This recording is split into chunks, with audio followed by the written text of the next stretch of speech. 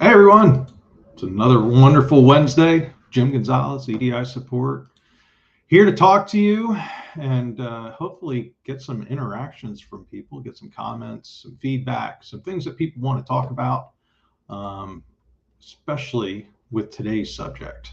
So today what we're going to do is we're going to jump in on talking about how to handle EDI setup delays when you're utilizing a managed EDI provider. The reason I'm bringing this up is because I've run across a couple different, let's just say prospects, companies that have reached out, people that have talked to us, all of those type of things. And everything I always talk about is purely based on my experience. These aren't hearsay. These aren't things that people have, told me along the lines. These are essentially, I'm hearing it straight from the actual client companies, all of those wonderful things, or I've experienced it directly, where I've seen what goes on. So when we're talking about managed EDI providers, there's a whole list of them that are out there that handle EDI.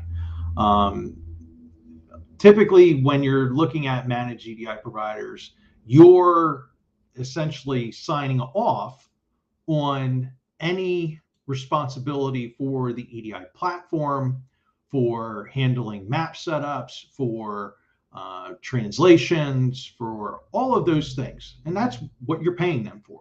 When you're signing on to an EDI managed provider, that's what they're supposed to do. They're supposed to be providing you a platform to utilize and managing the maps and doing all of those things. Okay. Now, I just want to differentiate. There's other systems that are out there that are iPasses that are like, so the typical ones in that category that a lot of people come across is SPS, True Commerce. You might run across EasyCom, Vantree. A lot of those are managed EDI providers. Again, with those, you're having them handle, maintain, keep the platform up to date, do all of those things, do your mappings, do your setups, work through testing, a lot of that. Now, some of them don't do the full-on, outsourced EDI department where you're needing people still with EDI knowledge either on your staff or as an external consultant. But just know that they're in that variety where they're managing your full EDI performance and platform that's going on. For that, again, you're relinquishing control. Some of those systems, you can't get into the actual maps. You can't make edits. You can't make changes. Some of those systems, they'll allow you to do that, but you're going to pay extra for their mapping tool or allow access into the mapping tool. Some of them will show you what communications you're set up, whether it's AS2, FTP, SFTP, direct to a VAN, whatever it's going to be. They might allow you access. They might not allow you access. But again, it's so that you're paying them to do that processing. They'll have their monthly fee, access fee. I've just found out some of them make you pay for concurrent users that are going into the system, whether that's on a monthly or a one-time fee. So there's a lot of things that are going on there that occur. But essentially, you're still relinquishing control for them to handle it, manage it, do all those things. But in turn, again, you're relinquishing control. So you don't have the keys to the kingdom to be able to change things, to be able to do things. So understand that that's what you've done. And why I say that is, why are there EDI setup delays by some managed EDI providers? Well, they're overwhelmed. They have too many projects, not enough technical resources. They're great at sales and marketing. They'll do all of those things. So they're delayed is because there are people that are on the technical side of things are overwhelmed with projects, overwhelmed with work. Maybe they don't have the full proper training. I don't know, but that's the things that we've been running across. And you, as somebody that signed off on managed EDI services for one of those representative companies, you have to understand that all you can do is you can help by making sure that you have if you're bringing on a new trading partner, Hey, make sure that you're set up and you're acknowledged as a vendor. Do all that paperwork. Don't assume, because they'll say, oh, well, we've already dealt with, Target before. Okay, that's cool, but Target still needs to know who you are. They need you set up as a vendor. They need you to set up for payments, maybe insurance certificates, all of those things that they're going to require for you to be a vendor. So if you want to help yourself, make sure that you're set up for those things. So that paperwork is not delaying you or delaying or something that the EDI managed provider can say, oh, well, you weren't ready. They don't know who you are. Now they pushed you off. You want to play hot potato with any EDI managed service provider. As soon as something hits your desk for you to work on, you need to address it, get it taken care of, and send it back to them so that now it's back on their desk. It's back in their court. If they're asking you for item information, if they're asking you for ship to codes, if they're asking you for what terms you're using, if they're asking you any of those minute details as being a vendor or how you're interacting with said EDI trading partner that managed provider's trying to bring on, you need to get it to them ASAP. Not in a day, not in a week, because again, remember, their project load is still stacking.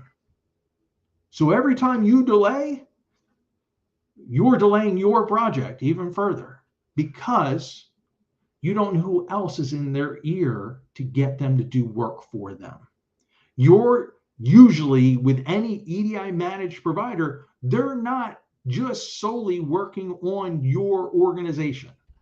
Hate to tell you that. Just like us, EDI support, we try to make our clients feel as though they're the only company we're working on, but we really are working on numerous other companies. We just know how to manage it a lot better, work as a team, be proficient, all of those things. I can't say that about all of the managed EDI service providers that are out there. So again, rule, if they ask you for something, get it back to them. If they have delays that are occurring, ask them, hey, how much time are you dedicating towards my project? If they don't answer you when you ask that simplistic question, there's a problem. Why are they ignoring that question? How many other company projects are you working on? Are you working with 2 other companies and moving their EDI projects along? Or are you working with 15 others? I want to just understand where I reside inside of your sphere of work. It's not a bad question to ask people. It's just not. What are some of the implications of EDI setup delays? Again, you delay what's going on, that trading partner is not going to be happy. Typically, the trading partner wants to make an order, wants you to process claims, wants you to do whatever it may be, and they want to deal with you, get it done so that they can move on to the other work that they have. They can put that behind them. You're now set up, and they can move on to the other people that are in their list. So as example, we had a client bringing on their projects, doing things for them. They were working with a trading partner that has actually Hub Group as their EDI resources. Hub Group told our client thought everything was good. Hub Group told our client, hey, you're number 19 in line. Find out from your trading partner where you sit. But also understand that some trading partners use their own EDI providers, and they might delay things.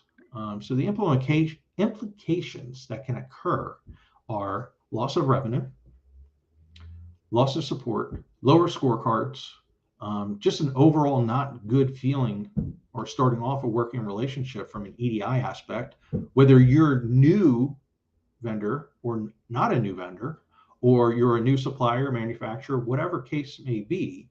You have to understand that typically it's time and money that's ever lost when you're dealing with delays. No matter how you look at it, time and money is being lost. People get ill feelings. People like to blame other individuals. So if you own what you have and what you can do, it'll make it all move faster, smoother, doing those type of things. So look at your own workload too. How many other projects are you looking at?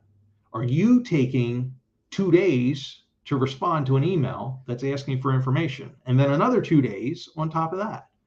Well, if you're doing that, you're also delaying your own EDI project. So again, we have to look internally and we have to say, hey, in reality, am I the stopgap? Am I the funnel? Am I where everything is stopping and everything is slowing down is because I don't have the time to take care of things? If you can remove that piece of it, you're now going to help your project move along a lot faster, especially when you're dealing with an EDI managed provider. Because again, you already have things that are out of your control. You can't typically change the maps. You can't set up the trading partners. You can't set up the communication. You can't do those things because you've relinquished that control. And you're okay with that, but know that that's out of your hands. It's out of our hands. If you reach out to us and you say, hey, what can you do? What can your team do, Jim, at EDI Support LLC to help move along our projects because we've been delayed for 6 months and this project was supposed to be done 3 months ago? Well, there's not a lot my team can do. We can do project management. We can push on their support, their implementers, the project, success people, all of those things. But ultimately, it's out of our control too.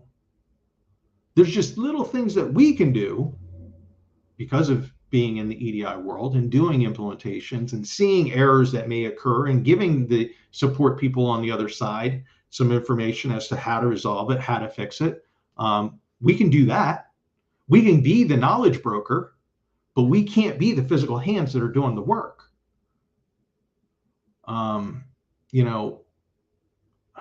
And that's where it comes down to, what do you as an EDI managers, consultants, IT managers should do to get your company out of this situation?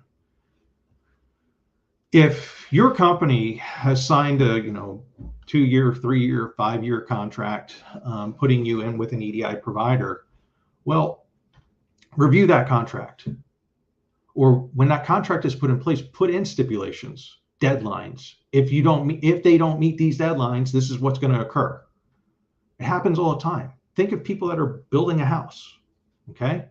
And it just happens to be your EDI house. Well, people are building this house and you want to move into it because you want to be done. You want to live there. It's your house. You're spending money, time, money, happy wife, happy life, however you want to look at it. Well, guess what?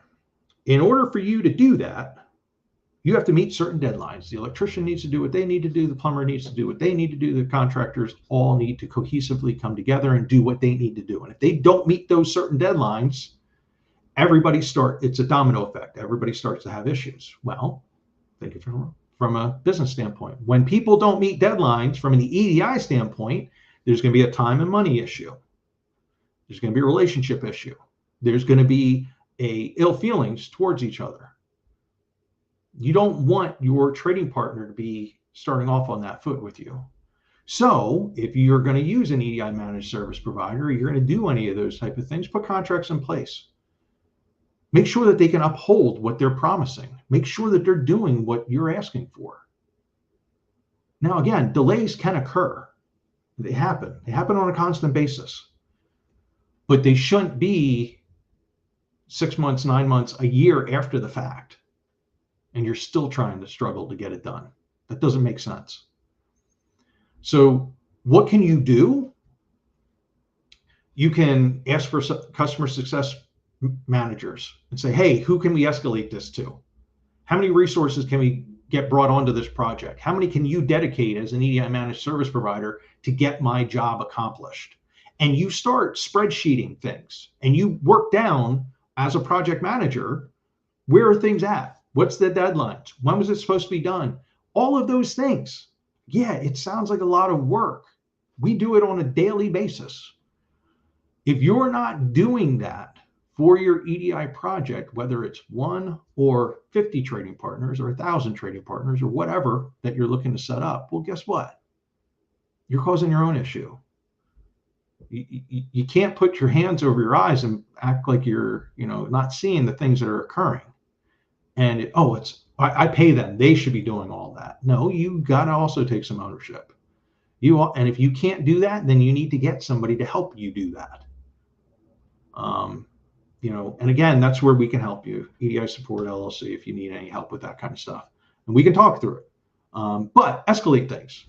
If they offer customer success managers, get on their list. Get a weekly call going. Learn how you get into their actual support queues. Is it better to enter it through their little pretty portal, or is it better to call them, or is it better to email them? How often should you follow up with them? Ask them their own rules of engagement. Say, listen, I don't want to make this more difficult. I don't want to be that pain. I want to know how can we work together? How can we cohesively get this job done? What do I need to do? If I email you once a day, if we have meetings twice a week, what do we need to do to get this thing accomplished? I'm willing to work with you to get this accomplished. If you don't get resolution through all of that and you're still struggling, or it still seems as though they really don't care about you, they're looking at you like a number, that's an issue. Think about that. So what do you need to do? You need to start thinking, is this the position you want to keep your company in? Is this a position that makes sense for you if you are not getting them to jump and take care of things? If it is a position that you want to get out of, review your paperwork with a lawyer, make sure that see if there's any loopholes, see what they've owed you, see what they've done or breach of contract, or whatever way you look at it. It's not for me to tell you to do. That's for you to get legal information from. The next part is starting to research. Find a company that can help you. Find a company that's willing to talk to you and give you free advice and give you understandings as to what you are doing, and get educated. Or even better, reach out to me. We can help you and we can assist you in figuring out where the system would make sense. I understand this is something you should have did before selecting that EDI managed service provider, but hey, we all learn. It's nobody's fault, other than if you don't learn. If you don't learn, then it is your fault. But if you learn from mistakes, and I make mistakes all the time, get the professional, get the people that understand, get somebody to be on your side, get somebody to help you with figuring out how to navigate away from that EDI managed service provider if they're not doing what they've promised and what you're asking for.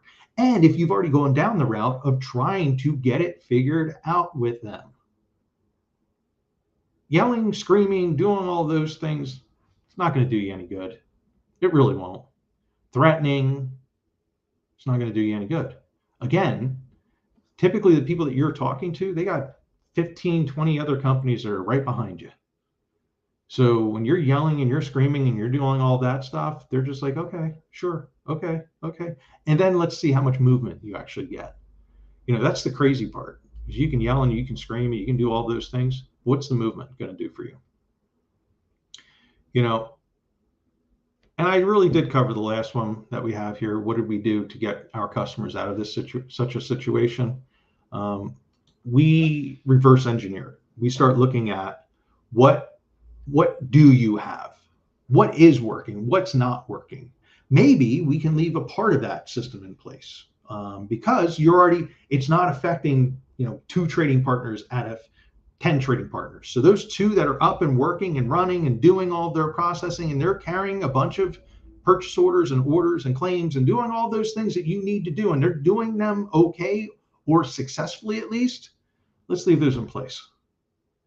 Because let's focus on these other ones that aren't done, that are struggling, and maybe we can stop that pain. And then once we get that leveled off and we got into a positive motion, now we're all settled in, we're working. All right, let's move those other 2. It's not always shut off one, move on to another. You don't have to necessarily do that. You can do it in stages. You could do it rolling. You can do it waterfall, whatever way you want to call it. You can do it in steps. You can do a pure rip the Band-Aid off and just move on to somebody else. It's up to you. it can be done either way. But again, you reach out and you find a consultant, you find a good group, you find people that you can trust that are going to help to educate you and bring you online and understand what you're really built for, and you get that put in place.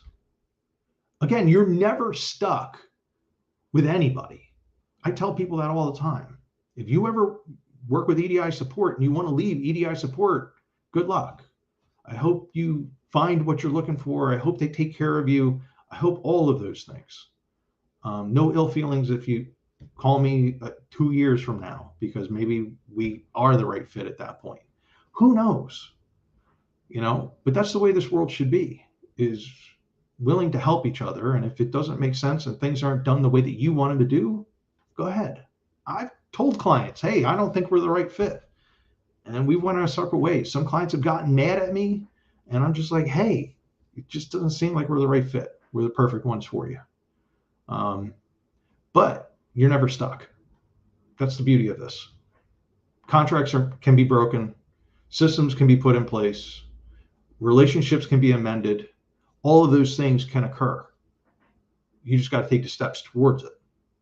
You got to reach out and own the pieces that you can, even in a managed service provider. You got to understand what you can and can't do, what you can bring a consultant in, and what they can and can't do. And if everybody's okay with that, and the consulting group can still project manage, move things forward, get everybody cohesively to start working together, get the business process working, do all of those things from a technical lead standpoint, you're in a better situation than what you were.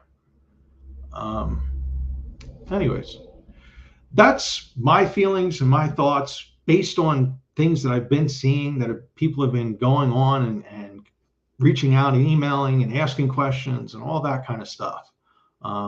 Again, not every managed EDI provider out there is horrible.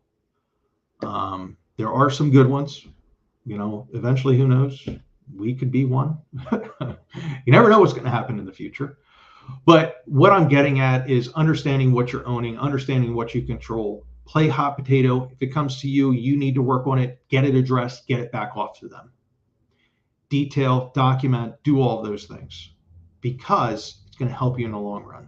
It's going to help you if you got to move from one system to another system. At least you already have a business process figured out. At least you already know what documents are being asked for. At least you already know who the contacts are at those different trading partners. So look at the positive sides of things and stop looking at the negative sides of things. It didn't work. Okay, so move forward.